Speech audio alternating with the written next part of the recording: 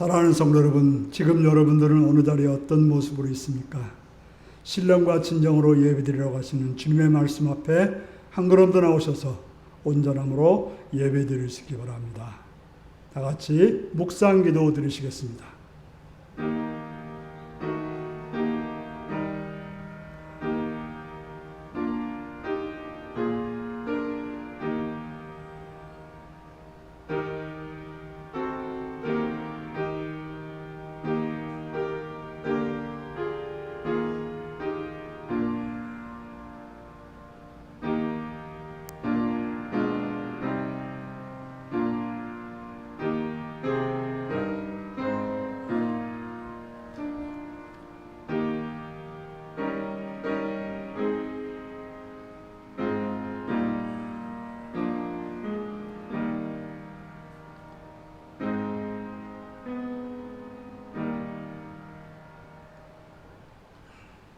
사도신경으로 우리의 신앙을 고백하시겠습니다. 나는 전능하신 아버지 하나님, 천지의 창조주를 믿습니다. 나는 그의 유일하신 아들, 우리 주 예수 그리스도를 믿습니다. 그는 성령으로 잉태되어 동정녀 마리아에게서 나시고 본디오 빌라도 고난받아 십자가에 못 박혀 죽으시고 장사한 지 사흘 만에 죽은 자 가운데서 살아나시며 하늘에 오르시어 전능하신 아버지 하나님 우편에 앉아 계시다가 거기로부터 살아있는 자와 죽은 자를 심판하러 오십니다. 나는 성령을 믿으며 거룩한 공교회와 성도의 교제와 죄를 용서받는 것과 몸의 부활과 영생을 믿습니다. 아멘. 찬송가 19장을 부르시겠습니다.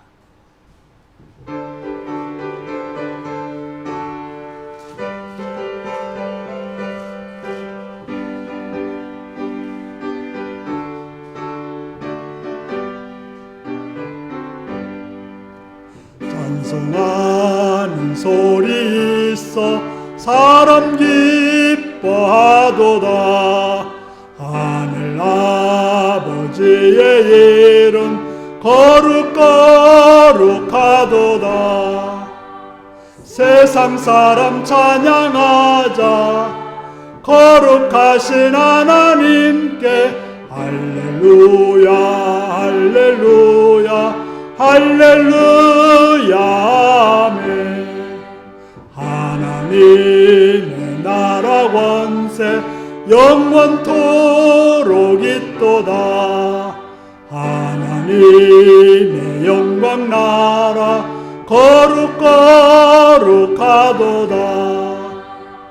하늘 보좌 계신 주님 세상 주관하시도다. 할렐루야 할렐루야 할렐루야 아멘. 하나님의 크신 섭리 그 뜻대로 되도다. 우리 아버지의 뜻은 거룩거룩하도다. 주여 속히 임하셔서 기쁜 날을 주옵소서. 할렐루야 할렐루야 할렐루야 아멘. 아멘. 이 시간 장정순 권사님 기도하시겠습니다.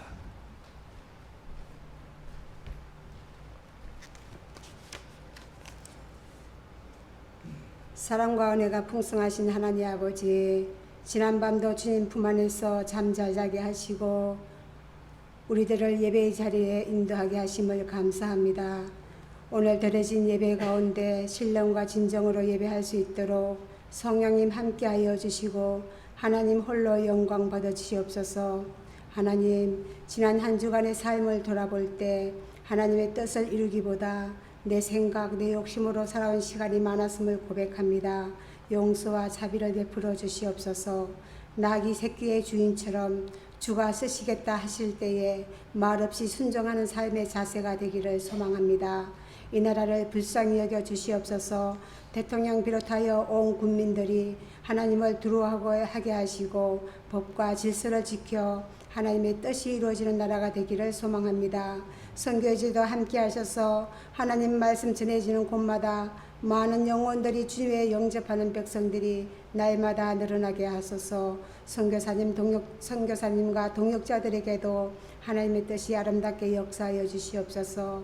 우리 율리교회를 지금까지 함께 하심을 감사합니다. 우리 율리교회가 신령한 교회, 성령 충만한 교회, 서로 세워주고 사랑하는 교회, 주신 직분을 통해 살아계신 하나님을 증거하며 하나님의 뜻을 이루어 선한 영향력을 나타내는 교회가 되기를 기도합니다. 우리 교회 재정에도 어려움 없게 하시고 풍성하게 채워주시옵소서. 우리 교회 가정마다 인가가정 되게 하시고 물질이 부족해서 구애받는 가정 없게 하시고 몸이 불편해서 주의 전에 나오지 못한 가정이 없게 하시고 오직 여호와로 인하여 기뻐하며 감사하며 기도가 끊어지지 않게 하시고 하나님께 인정받는 우리 율리교회 가정 되게 하여 주시옵소서. 오늘 말씀 전하신 목사님 영육간에 강건함 주시고 성령의 도우심으로 악의 세력을 막아주시옵소서. 다음 주는 맥주 감사주일입니다. 6개월 동안 함께 하신 하나님께 온전히 감사하는 성도님이 되기를 원하며 우리 주 예수 그리스도의 이름으로 감사하며 기도드렸습니다. 아멘.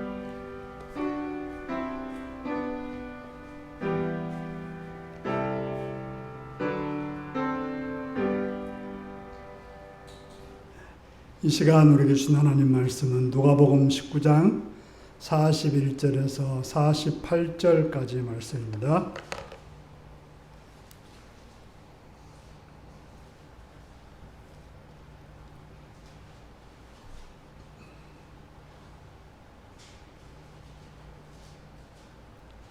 누가복음 19장 41절에서 48절입니다.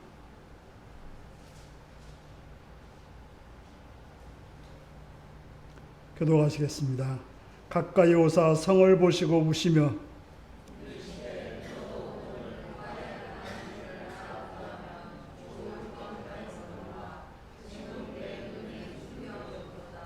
날이 이를지라 내 원수들이 토둔을 쌓고 너를 둘러 사면으로 가두고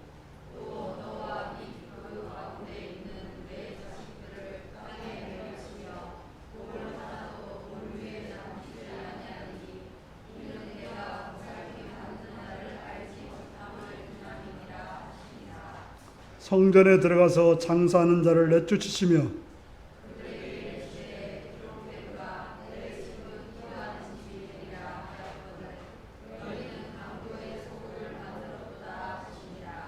예수께서 날마다 성전에서 가르치시니 대제사장들과 서기관들과 백성의 주자들이 그를 죽이려고 꾀하되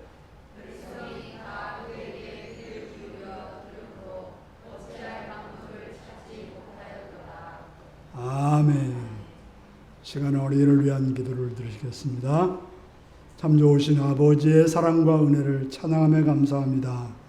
하나님께서 은혜 주셔서 이 어린이들이 또 한 주간도 잘 자라게 하시었고 잘 지내게 하시었고 건강하게 주 앞에 나와서 예배드리는 자로 세워주심을 참으로 감사드리옵나이다.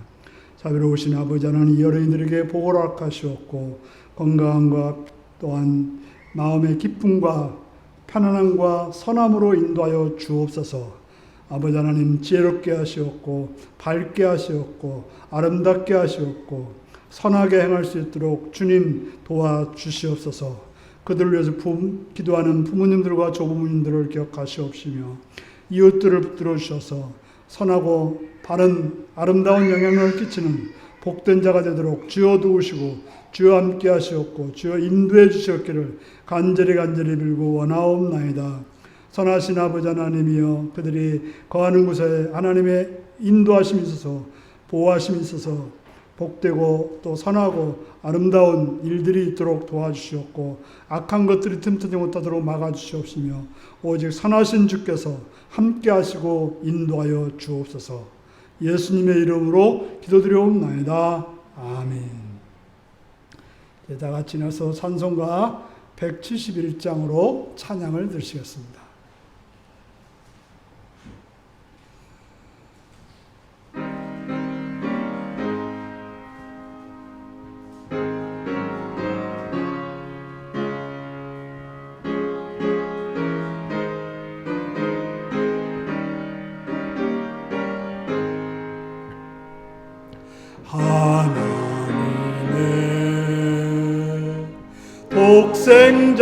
예수 날 위하여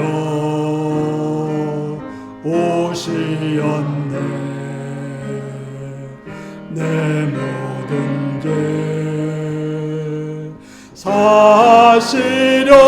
사시려고 십자가 지셨으나 다시 사셨네.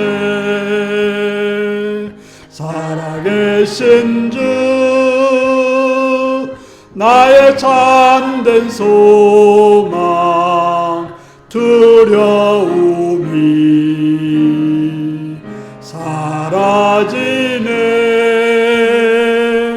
사랑의 춘에 갈 길 인도하니 내 모든 삶의 기쁨 늘 충만하네. 주 안에서 거듭나누리 기뻐하며 찬양하리. 가슴 속에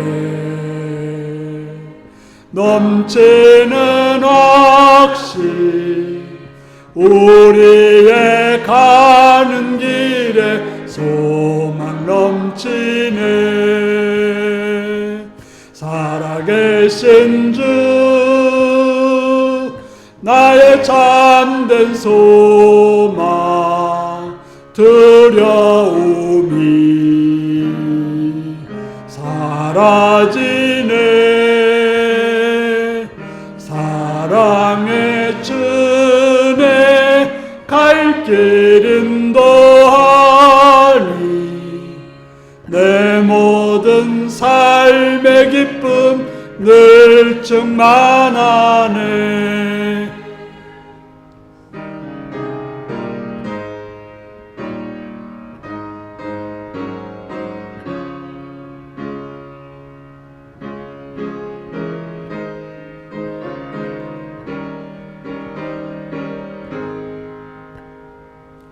선한 싸움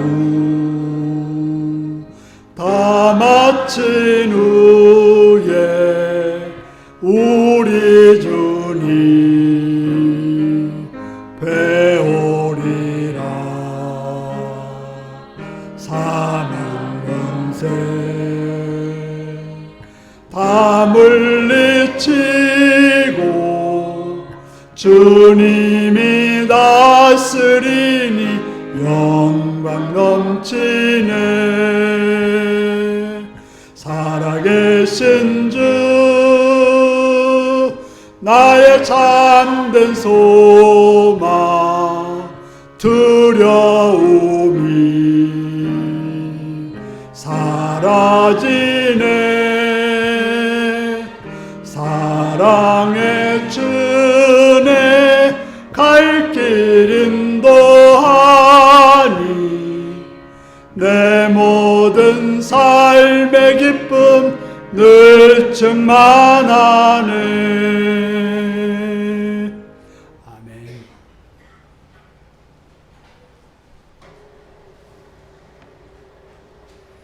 사랑 축복합니다.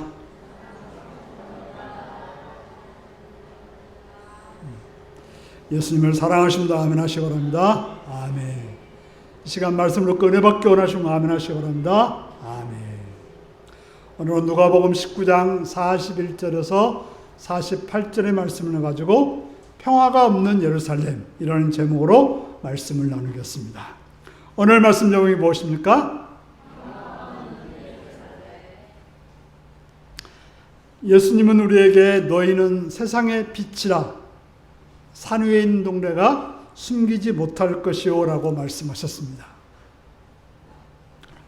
지금 우리에게는 수많은 종류의 빛을 내는 도구들이 많이 있습니다. 우리 교회만 해도 각양각색의 전등들이 있고 또 불을 밝히는 방법도 수도 없이 많이 있습니다. 또 우리는 각자 스마트폰에 손전등들을 다 가지고 있습니다. 하지만 과거에는 집안에 쓸 수 있는 빛을 내는 도구는 등잔 하나밖에 없었습니다. 등잔으로 밝히던 방안을 밝히던 시절은 아마 수천 년부터 이어져 왔을 것입니다. 지금 우리는 등잔을 사용하지 않습니다. 좀 분위기를 내려고 등잔을 사용하는 분들이 있을 수는 있지만 굳이 등잔에 사용할 필요는 없습니다. 하지만 성경은 등잔에 관해서 많은 이야기들을 하고 있습니다. 그리고 예수님은 우리에게 너희는 세상의 빛이라고 말씀하십니다. 너희가 빛이라고 하면 여러분은 무슨 생각을 하십니까? 사람들의 생각 속에는 고정된 것들이 있습니다. 그것은 무엇입니까? 세상에 빛이 되려면 우리가 어떤 존재가 되어야 된다고 생각합니다. 어떤 존재입니까? 성공하는 자리, 또 수많은 사람들이 부러워할 만한 자리, 또 사람들이 주목할 만한 그런 위대한 놀라운 그런 모습, 바로 그런 그림이었을 것입니다. 그래서 우리가 이제 무슨 연말이 되면 무슨 연예인 대상에 상을 탈 때 뭐라고 그래요? 상 탈 때 하나님께 영광을 돌린다고 하면 저 가수를 통해서 저 배우를 통해서 세상에 빛이 되었구나 라는 생각을 하게 됩니다. 하지만 이 같은 생각은 우리가 최소한 등불을 바탕으로 생각할 때 적절치 않은 말이라고 하는 것입니다. 예수님 시대에는 등잔이 최고의 조명기구였습니다. 그리고 등잔은 흔한 것이 아니었죠. 그저 가난한 사람들은 등잔 없이 캄캄해지면 그냥 캄캄한 대로 살았고, 그래서 캄캄해지면 작고 해 뜨면 밝아지면 움직였던 것입니다. 바로 등잔이라고 하는 것은 그래도 좀 괜찮은 집에서 쓰는 도구였던 것입니다. 당시에 등잔들은 손잡이가 없었고 대부분의 등잔은 손바닥에 올려놓을 만큼 작은 편이었습니다. 등잔에 불을 붙여보고 살펴보면 어떤 현상이 일어날까요? 아마도 이제 어르신분들은 등잔을 켜고 살았던 때가 있었을 것입니다. 저도 그런 것을 저희 이제 작은 집에 놀러 가면 본 적이 있어요. 등잔을 켜고 있는. 그래서 그 등잔 밑에는 어떤 현상이 일어납니까? 등잔 밑에는 캄캄합니다. 그래서 뭐라고 해요? 속담에 등잔 밑이 어둡다, 이런 말을 하고 있습니다. 그러기에 등잔을 들고 있는 사람의 아랫뿐 아니라 등잔을 들고 있는 사람의 뒤도 어둡게 되는 것입니다. 등불을 밝히는 사람의 얼굴도 제대로 보이지 않고 등잔 주변만 빛이 나게 되어 있는 것입니다. 불빛이 밝을수록 등잔을 든 사람의 얼굴은 제대로 보이지 않습니다. 여러분들이 그림을 그리면서 이 말을 들으시는 게 좋아요. 세상에 빛이 되는 것, 등잔에 불을 밝히는 것, 등불의 주위에 사람들에게 비춰주는 것, 그런 형태를 통해서 등불을 켠 사람의 모습은 어둠 속에서 드러나지 않는다고 하는 것입니다. 저 등잔의 불빛은 등잔의 불빛이 닿는 곳만 밝힐 뿐이지 등잔불을 든 사람을 밝히지는 않는다고 하는 것입니다. 그래서 예수님은 이같이 너희 빛이 사람 앞에 비치게 하여 그들로 너희의 착한 행실을 보고 하늘에 계신 너희 아버지께 영광을 돌리게 하라라고 하셨습니다. 여러분들이 어둡고 캄캄한 밤에 길을 걸을 때, 눈앞에 잘 보이지 않을 때 요즘에는 바로 꺼내는 게 뭐예요? 스마트폰을 꺼내서 등을 켭니다. 그럼 어떻게 해요? 어디다가 등을 비춥니까? 발에다가 비춰주는 거죠. 걸어가는 사람의 발에 잘 걷도록 비춰주는 거예요. 만약에 내 얼굴에다 비치면 어떤 현상이 일어나요? 장난하죠. 무슨, 그럼 뭐라 그래요? 아, 귀신이다. 그래. 자기 얼굴에다가 빛을 비치면 귀신의 형상이 되어버리는 거죠. 빛은 어디에 비쳐요? 어두운 곳, 갈 곳을 비치게 되는 것입니다.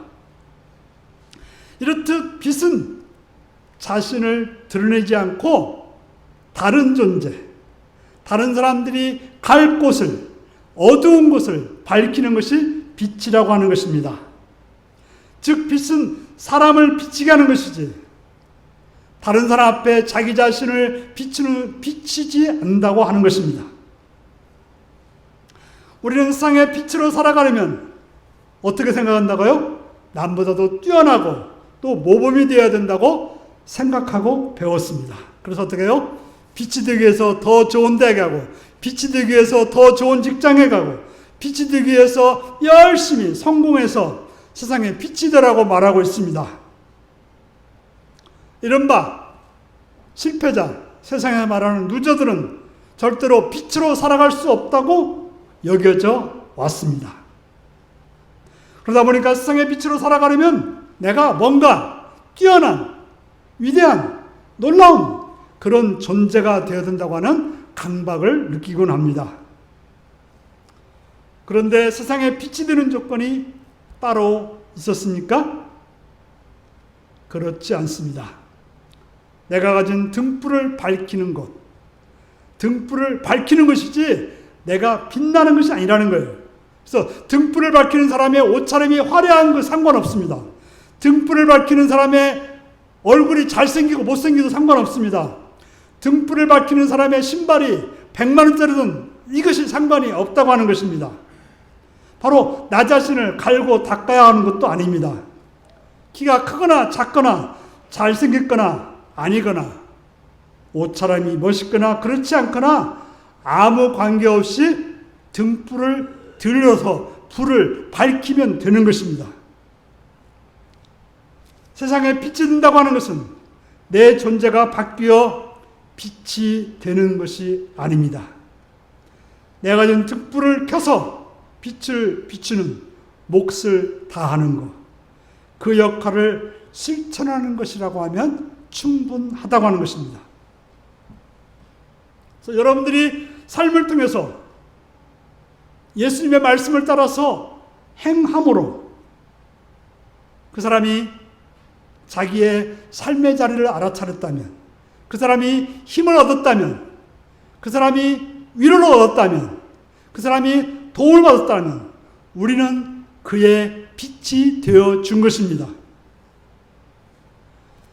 세상에 빛이 된다고 하는 것은 내가 가진 등불을 켜서 세상의 다른 이들을 비춰주는 것을 말하는 것입니다.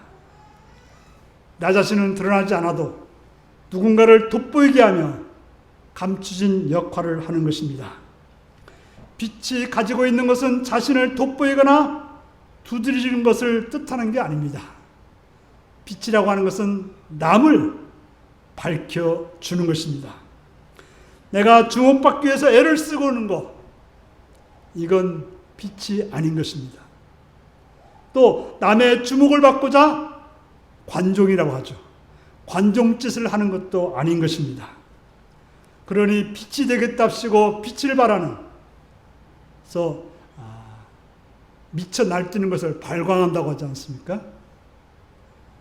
발광이 하는 행동을 멈춰야 되는 것입니다.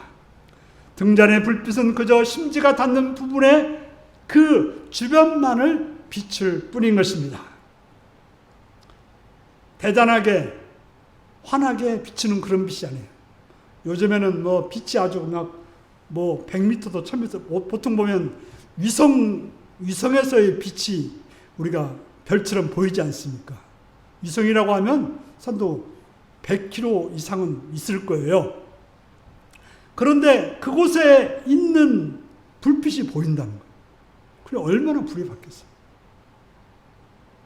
또 우리가 그런 라이트를 켜도 굉장히 밝습니다. 우리가 조명기구를 보더라도 어떻습니까? 우리 이제 어디야? 주막거리에서 무슨 파란 빛이 온 동네를 계속 비추고 있지 않습니까? 그 불빛 하나 때문에 어떻게 해요? 온 동네가 그 불빛으로 착착하고 있어요. 그러나 등잔은 그런 불빛이 아니라는 거죠. 비춰봤자 그저 몇 미터 정도 밝혀줄 뿐인 것입니다. 우리가 세상에 빛이 되는 것은 우리를 통해서 대단한 역사를 이루는 게 아니라 우리의 주변을 밝혀주는 것. 이것이 바로 우리가 빛을 감당하는 것입니다. 그래서 내가 빛이라고 하는 존재가 아니라 빛으로서 밝혀주는 그런 역할로서 감당하는 것입니다. 이렇듯 빛이 된다고 하는 것은 감추어진 역할인 것입니다. 참 빛의 힘은 빛의 크기나 밝기 정도와는 큰 관련이 없습니다. 자, 밤마다 등대는 배에 있는 선원에게는 드러나지 않습니다. 밤에 등대가 보일까요? 안 보일까요? 등대 자체는 안 보입니다. 뭐가 보여요? 빛만 보이는 거죠. 바로 그 빛 때문에 배를 운행하는 선장들은 그 빛을 통해서 어떤 위험을 피해서 갈 수 있게 되는 것입니다. 그것이 바로 세상의 빛으로 살아가는 우리라고 말씀하고 있습니다. 여기까지는 이 말씀은 김동우 목사님이라고 한 분이 쓰신 너희 등불을 비추라는 책에서 제가 너무 좋아서 가져온 이야기입니다. 내가 왜 이런 이야기를 먼저 했을까요? 오늘 본문은 예수님께서 예루살렘 성에 가까이 오사 우셨다라고 말하고 있습니다. 예수님은 예루살렘을 보고 우셨습니다. 자, 울음에는 여러 종류가 있죠. 그저 눈물을 흘리는 정도. 그런 울음이 있고, 어떤 사람들은 흐느껴 우는 울음도 있고, 아니면 대성통곡하는 그런 통곡하면서 우는 울음도 있습니다. 오늘 본문에서 예수님은 어떤 울음을 우셨을까요? 오늘 울음은 성경학자들은 대성통곡하는 울음이었다라고 말하고 있습니다. 33살의 남자라고 하면 그저 이렇게 주책바가지 없이 울 그런 남자들은 아닐 텐데, 그저 길바닥에서 성을 보시고 대성통곡하면서 우셨던 것입니다. 대체 무슨 일이 있었기에 이렇게 우셨습니까? 우리가 지난주에 우리는 무엇을 보셨습니까? 예수님께서는 새끼 나귀를 타고 예루살렘으로 올라오셨습니다. 들어오셨습니다. 많은 사람들이 예수님을 향해서 호산나하며 찬송했고, 예수님의 가시는 길에 자신들의 옷과 나뭇가지를 꺾어서 오시는 길을 예비해서 많은 사람들이 환영을 받았습니다.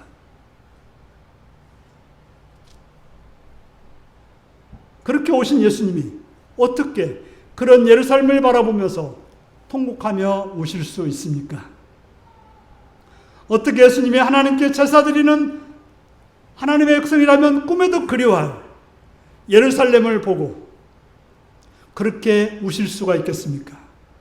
그래서 이스라엘 백성들은 다른 여러 나라로 갔다가도 6월절이 되면, 초막절이 되면, 절기일 때 따라서 정말 수십억의 돈을 들여서라도, 당시로는 여러 나라를 거쳐서 오려면 많은 돈을 들여서라도 그곳에 왔던 것입니다. 그런데 그곳에 와서 예수님은 통곡을 하고 있는 것입니다.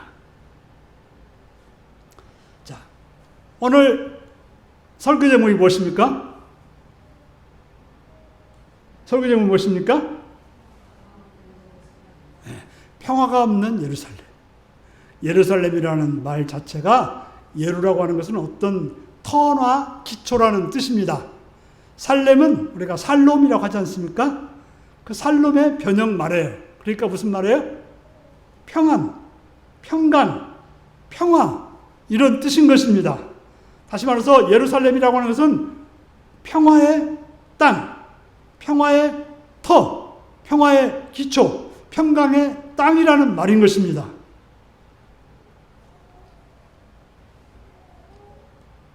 그런데 예루살렘이 평화가 없는 예루살렘. 무슨 말이에요? 시체말로 우리가 불 꺼진 등대. 이런 말과 똑같은 말이 되는 것입니다. 예루살렘 성전은 산 언덕에 지어졌는데 원래 그 산은 아브라함이 이삭을 제물로 바치려고 했던 무슨 산이죠? 모리아산. 모리아산입니다. 그런데 이제 다윗이 성전을 지으려고 계획하면서 그곳을 시온산이라고 이름을 바꿔 불렀습니다. 바로 예루살렘 어떤 도시입니까? 이름 자체가 평화의 도시. 평화의 도시라고 하는 뜻이에요. 그렇다면 거기에 평화가 있어야 되고 평강이 있어야 되는 곳입니다. 예수님은 탄생할 때 누가복음을 보면 땅에는 평화, 하늘엔 영광, 사람들 중에는 기쁨이라고 말씀하셨습니다. 예수님이 이 땅에 오신 목적은 하나님께 영광 드리는 것이고 땅에 평화를 이루는 것이고 사람들에게 기쁨을 주시기 위해서 예수님은 오셨습니다. 바로 예루살렘의 목적은 평강인 거예요. 거기에 성전이 있는 곳도 평강을 위해서 성전이 있는 것입니다. 우리가 예수를 믿는 목적도 무엇입니까? 평강입니다. 특별히 하나님과의 평강이요, 사람과 사람 사이의 평강을 위해서 우리가 예수를 믿는 것입니다. 로마서 5장 1절을 보면 그러므로 우리가 믿음으로 의롭다 하심을 받았으니 우리 주 예수 그리스도로 말미암아 하나님과 화평을 누리자. 바로 예수를 믿게 되면 어떤 일을 한다고요? 하나님과 화평을 이루게 된다라고 말씀하고 있는 것입니다. 바로 예수님이 날 위해 죽으신 사실을 믿을 때 하나님과 우리 사이가 화평의 관계가 된다라고 말하고 있는 것입니다. 우리가 믿음으로 의롭다 하심을 받았기 때문에 주 예수 그리스도로 말미암아 하나님과 화평을 누릴 수 있다라고 말하고 있습니다. 화평이 무엇입니까?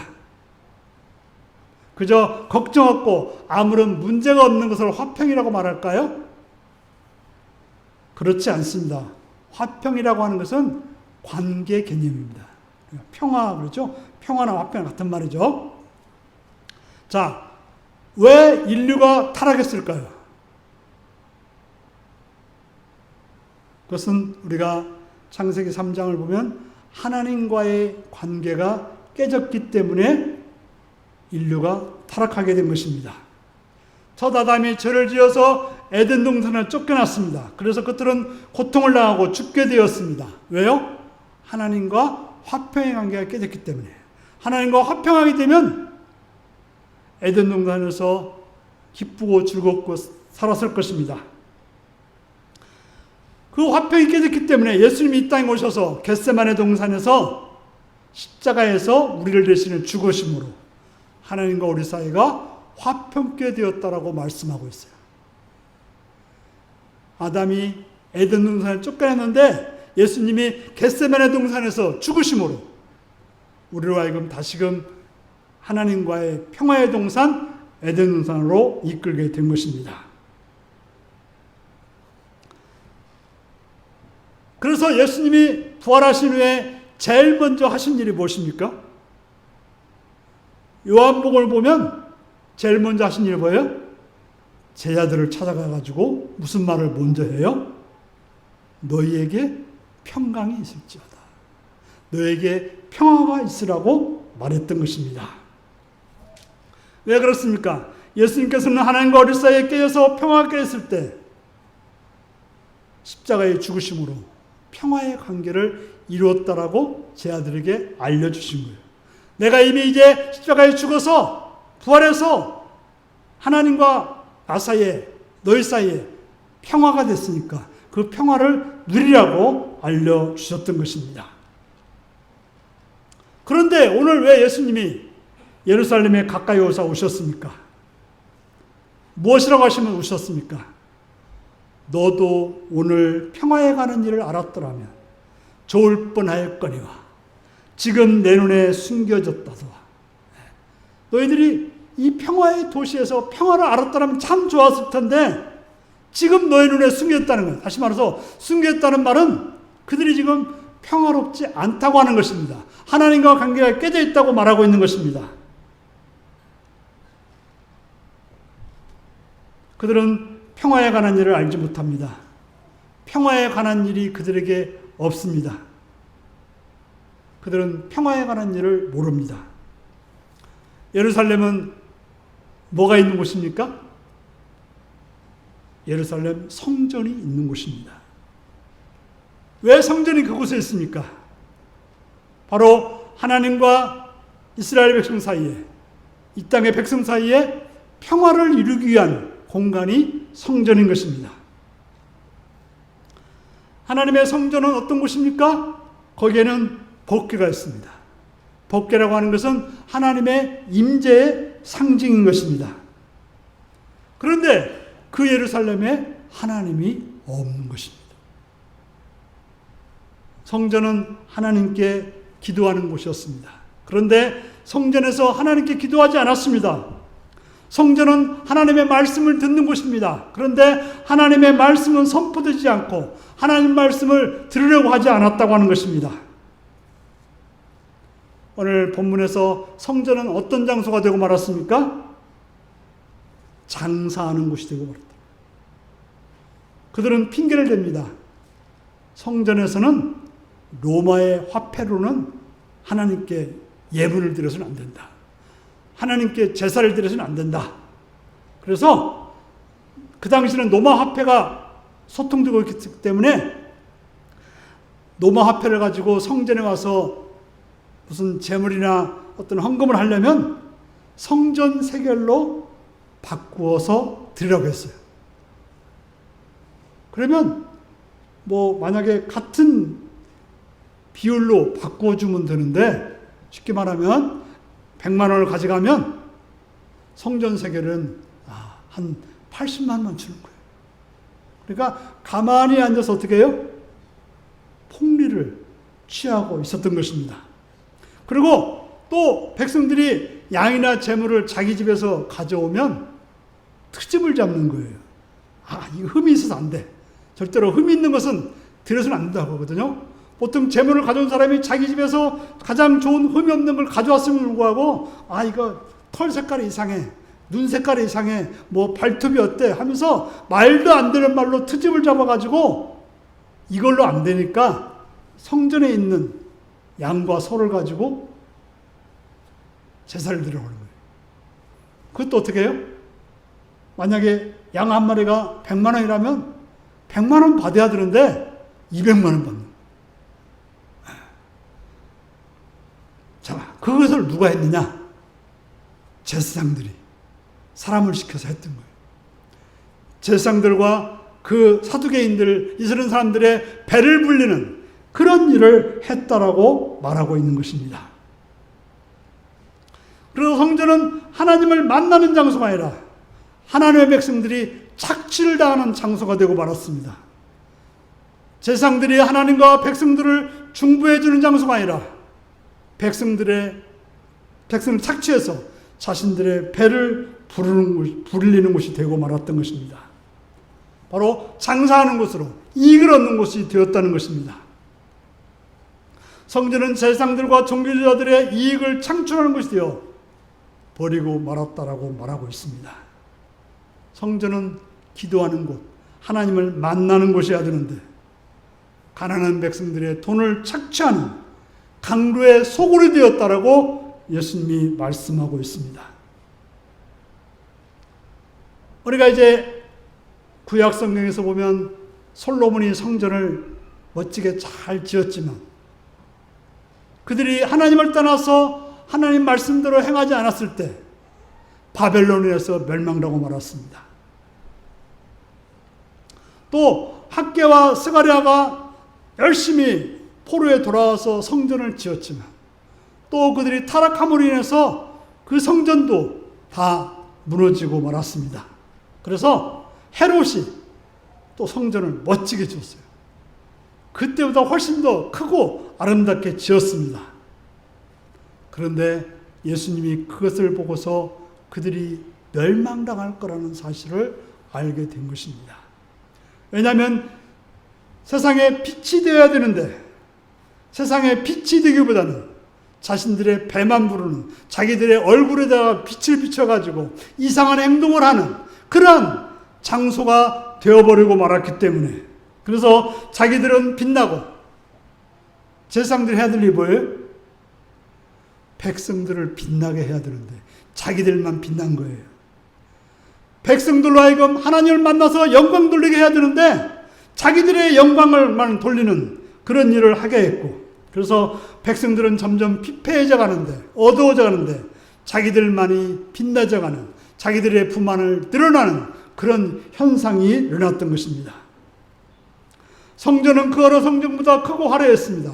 그들의 얼굴은 빛났지만 그들의 삶은 풍성했지만 그들 앞에 있던 백성들은 어둡고 고통스럽고 피폐한 삶을 살았던 것입니다.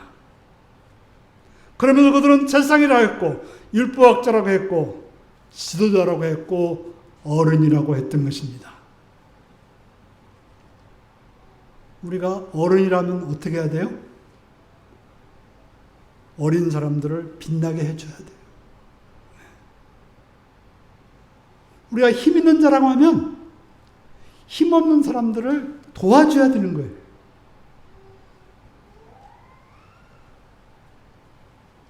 예수님이 그러한 모습을 보시고 참혹한 백성들의 모습에 예루살렘의 멸망으로 인해서 비참하게 그들이 그렇게 살다가 비참하게 죽을 걸 생각하니까 예루살렘을 보시고 우시지 않을 수가 없었던 것입니다. 어떻게 조용히 울 수가 있겠습니까? 그래서 대성통곡을 한 것입니다. 뭐라고 말하면서요? 너희가 평화에 관한 일을 알았더라면 얼마나 좋았을까. 그런데 평화는 없고 멸망만이 있기 때문에 그렇게 울었던 것입니다. 그들이 자신의 본분인 빛을 들어 다른 사람들에게 비춰야 될 모습은 없고 오직 자신들의 얼굴에다가 비치는 해괴망측한 일들만은 하고 있었던 것입니다. 그러면서도 지금 자신들이 하는 일이 무엇인지도 모르고 살아가는 사람들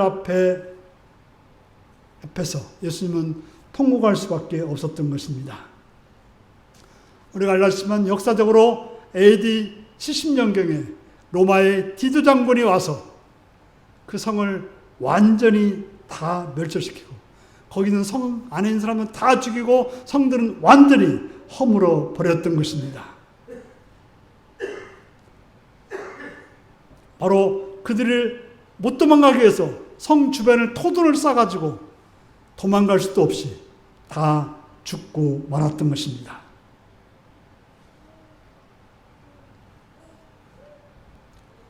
그래서 유다 백성도 어떻게 해요? 자녀들을 바위에다가 메어치는 그들이 다 그렇게 해서 멸망당하는 그런 상황이 온다고 말하는 것입니다. 왜 그랬을까요? 왜 그런 일이 있을까요? 하나님이 심판한다고 하는 심판날을 알지 못했기 때문에 그렇습니다. 심판날을 안다면 어떻게 살까요? 여러분들 심판날이 내일 있다면 어떻게 할까요? 그렇게 살지 않습니다. 자기의 배만을 위해서 자기의 얼굴에다가 빛을 비추는 행동만을 하지 않는다고 하는 것입니다. 그들은 그것을 몰랐습니다. 하나님 말씀을 듣지 않고 예수님이 그들 앞에 왔어도 무시하고 멸시하고 십자가에 못 박혀 죽이고 말았던 것입니다. 하나님을 만나는 장소인 성전을 자신들의 이익을 추구하는 장사의 장소로 만들어 버렸던 것입니다. 하나님의 긍휼을 알리고 베푸는 장소인 성전을 가난한 백성들의 돈을 착취하는 장소로 만들어 버렸던 것입니다. 하나님의 사랑을 베풀고 나누는 장소인 성전을 종교주자들의 배를 불리고 영광을 받게 하는 장소로 만들었습니다. 그래서 예수님은 채찍을 만들어서 장사하는 사람들을 내쫓아 버렸습니다. 그리고 큰 소리로 내 집은 기도하는 집이다. 만민이 기도하는 집이라고 말씀하셨던 것입니다. 그러면서 너희는 그곳을 강도의 소굴로 만들었다고 안타까워하셨던 것입니다.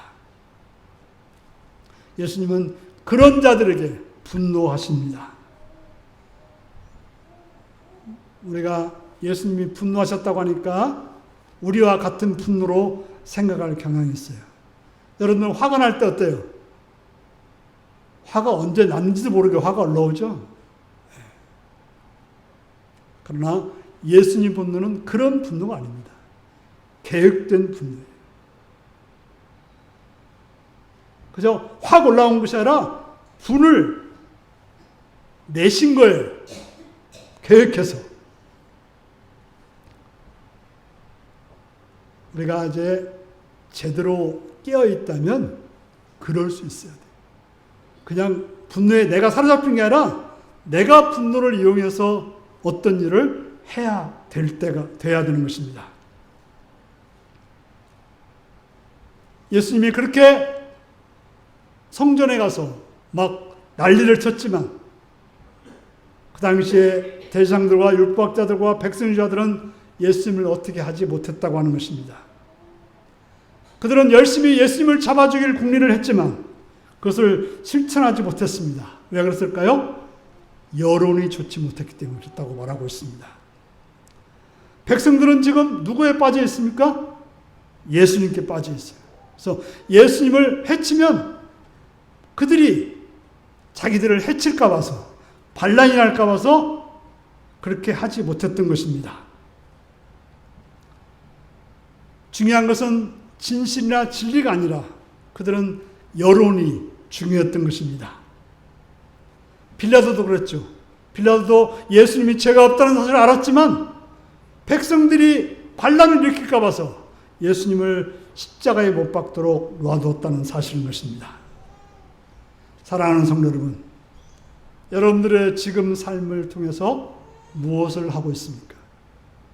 세상의 빛이라고 하는 예수님의 말씀을 듣고 어떻게 살고 있습니까?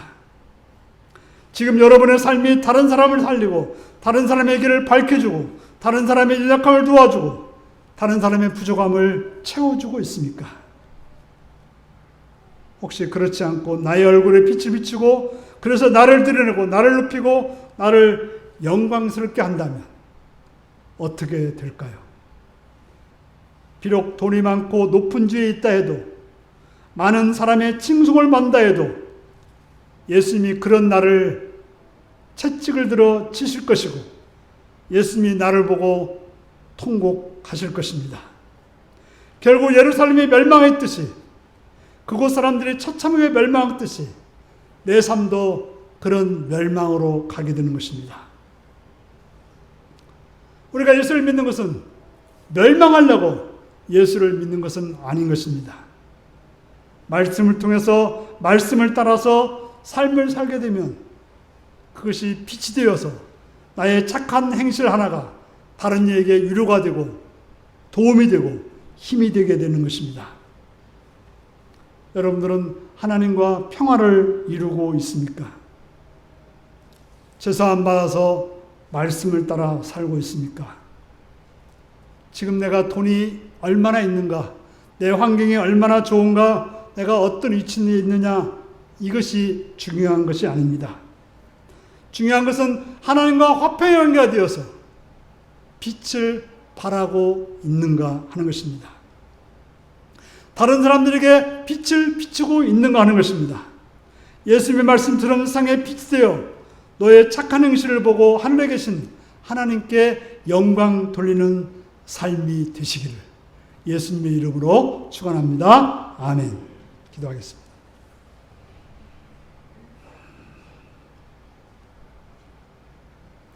사랑하는 성도 여러분, 지금 여러분의 삶은 어떤 모습입니까? 여러분에게 빛을 있습니까? 그 빛이 어디에 비춰지고 있습니까? 하나님 말씀이 여러분들에게 빛이 되어서 세상을 밝히는 그런 삶이 되기 위해서 같이 기도하시겠습니다.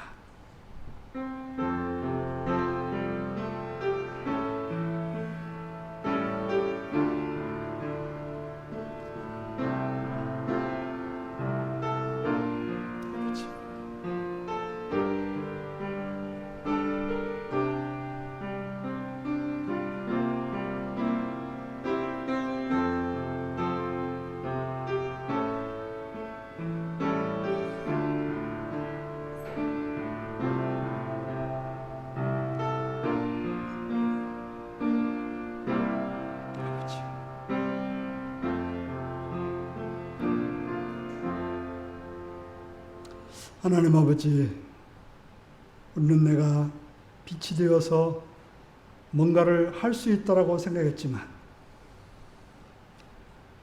그러나 예수님이 비침을, 말씀이 비침을, 말씀을 행함이 비침을 알아서 어두운 곳을 밝히는 그런 삶이 되게 하여 주옵소서. 예수님의 이름으로 기도하옵나이다. 아멘. 찬송가 390장을 부르시겠습니다.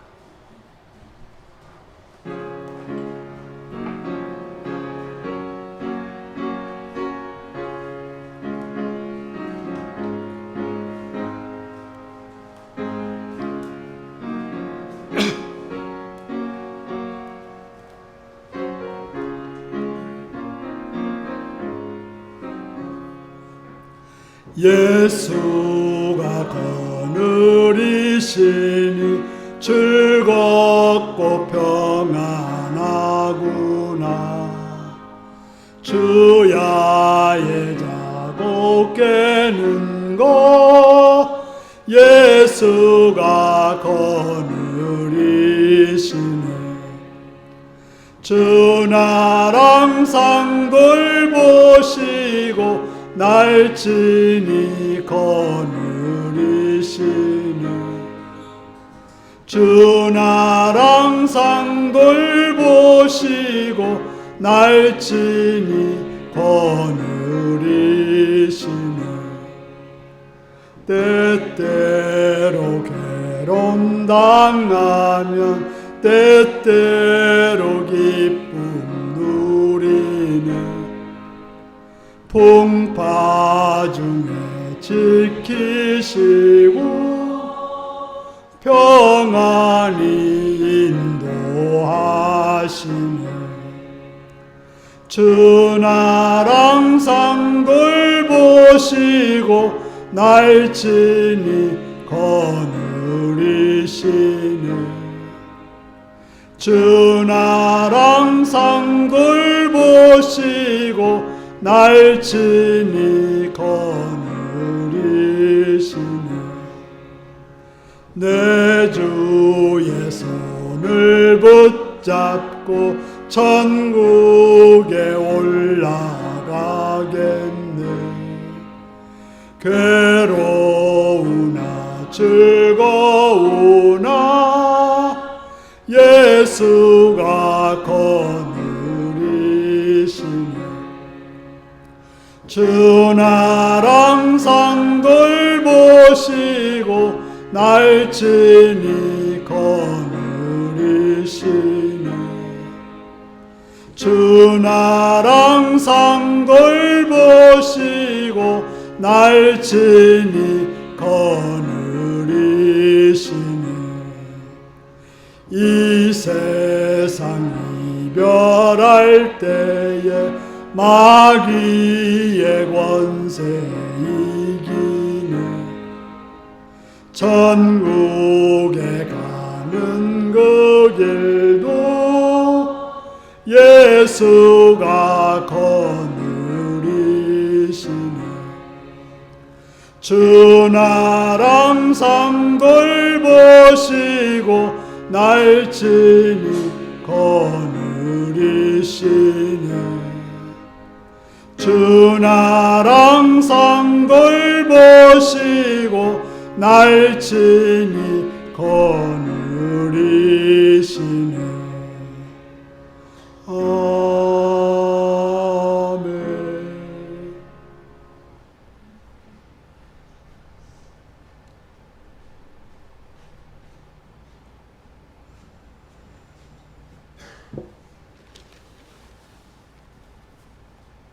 11종은 박근건 이여순 권사님, 임민숙 지사님, 이몽빈 장정순 권사님, 박정자 권사님, 이호희 박준희 권사님, 유경진 용섭 신미자 권사님 들으셨습니다.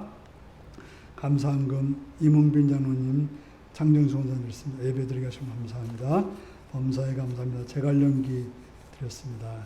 정충원 이수종 선생님 들으셨습니다. 김명의 지사님 들으셨습니다. 주님 감사합니다. 사랑합니다. 오정원 김이 들었습니다. 주님 일하여 주셔서 감사합니다. 다 주님이 하셨습니다. 김승철 성령님 들으셨습니다. 한 달간의 여행을 건강히 잘 마치고 귀국하게 해주셔서 감사드립니다. 주님의 은혜로 만남의 축복이 있었고 풍성한 시간이었음을 고백합니다. 변승천 오세영 변화준 드렸습니다. 감사한금 최영물 쌤 드렸습니다. 강창희 성도님 드렸습니다. 유경진 자매님 드렸습니다. 유영섭 신미자 권사님 드렸습니다. 생일 감사한금 이예순 권사님 드리셨습니다. 선교헌금 박흥건 이예순 권사님, 임민숙 지사님, 이몽빈 장정순 권사님, 박정자 권사님 드리셨습니다. 기도하겠습니다. 참 좋으신 아버지의 사랑과 은총을 찬양하며 감사합니다. 시간도 주 앞에 나오게 하시오며 주의 이름을 부르게 하시오며 주 앞에 예배드리며 물질들이 헌신하게 하심을 감사합니다. 11절 들었습니다. 하나님이 주인 되시고 모든 것이 되시는 주님이심을 믿는 믿음으로 고백하며 드렸사오니 그들의 고백을 받으시며 주께서 선하고 아름답고 복되게 갚아주셔서 그들의 삶이 풍성하며 강건하며 편안하며 복된 자들이 되게 하여 주시옵소서. 또 여러 가지 감사와 또 감사의 서원과 또한 고백을 통해서 헌금을 드렸사오니 그들의 고백을 받으시오며 그들의 감사를 받으시오며 그들의 서원을 받으셔서 그들의 삶에 더 많은 감사와 더 많은 기쁨이 더 많은 복이 충만하도록 인도하여 주시옵소서. 또 성경을 들었은 한날 학정에서 물질들이 헌신하는 손길들이 있사오니 그들의 삶도 넓혀지며 깊어지며 놀라워지는 귀한 역사가 있게 하여 주옵소서. 또 주영을 드렸습니다. 하나님이 주인 되시고 또 빈손을 오지 않고 드린 손길들을 기억하셔서 하늘의 복과 은혜로 충만히 채우시고 붙드시고 역사하여 주옵소서. 감사드리오며 예수님의 이름으로 기도드리옵나이다. 아멘.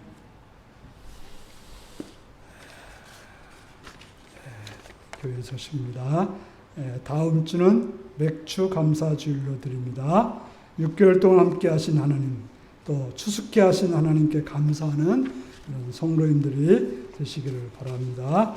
다 같이 일어나셔서 635장을 부르시겠습니다.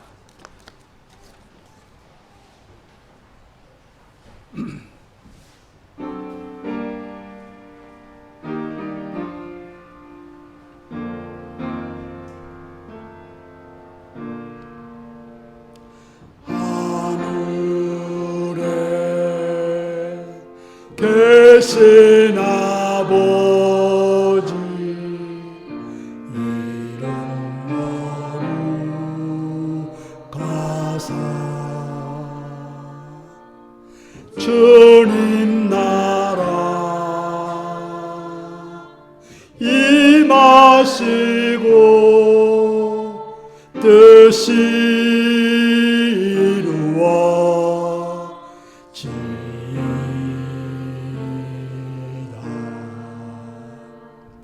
일용할 양식 주시고 우리들의 큰 죄 다 용서하옵시고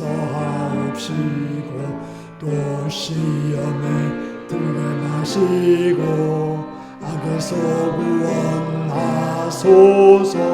대개 주의 나라 주의 권세, 주의 영광, 영원히. 아멘. 사랑하는 성도 여러분, 너희는 세상의 빛이 되라고 하십니다. 주님의 말씀을 따라서 행함으로 여러분의 주변에 빛을 밝혀 하나님께 영광 돌리는 그런 복된 성도인들이 되시기를 바랍니다. 지금은 주 예수 그리스도의 은혜와 하나님의 극진하신 사랑과 성령의 감동하고 역사하고 함께 하심이 가정과 일터와 그들의 삶에, 성도들의 삶에 충만하시기를 축원하옵나이다. 아멘.